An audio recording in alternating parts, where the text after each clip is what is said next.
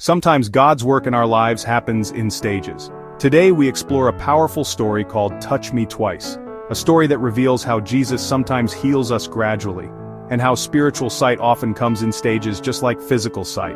Let's discover what this means for our journey with Christ today. This is Touch Me Twice. Our story takes place in Bethsaida, where Jesus would perform one of his most unique miracles. Before this miracle, Jesus had been teaching his disciples about spiritual blindness. The Pharisees had just demanded a sign from heaven, but despite all the miracles they had witnessed, they still could not see who Jesus truly was. Jesus sighed deeply in his spirit and said, "Why does this generation ask for a sign?"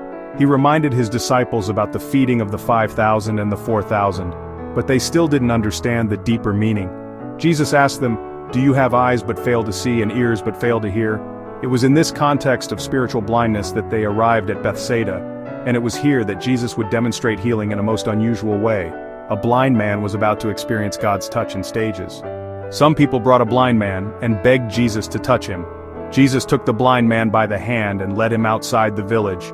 Away from the crowds, away from distractions, Jesus began his work.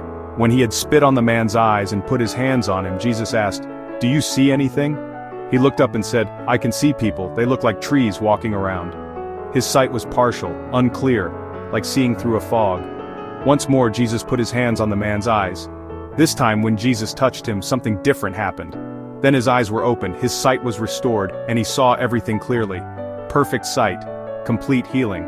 But it took 2 touches. Why didn't Jesus heal him completely the first time? This wasn't a failure of power, but a demonstration of process. Immediately after this miracle, Jesus and his disciples went to Caesarea Philippi, and Jesus asked them, "Who do people say I am?" They replied, "Some say John the Baptist, others say Elijah, and still others, one of the prophets." "But what about you?" he asked. "Who do you say I am?" Peter answered, "You are the Messiah, the Son of the living God." Like the blind man, Peter's spiritual sight had been gradual. But now, after witnessing the 2-stage healing, Peter could see clearly. The lesson of gradual sight had opened their spiritual eyes. Sometimes God's greatest revelations come in stages.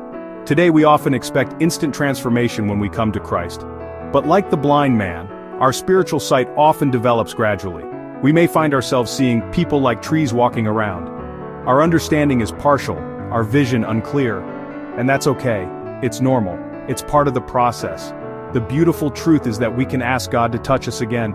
We can admit when we're not seeing clearly and ask for his continued work in our lives.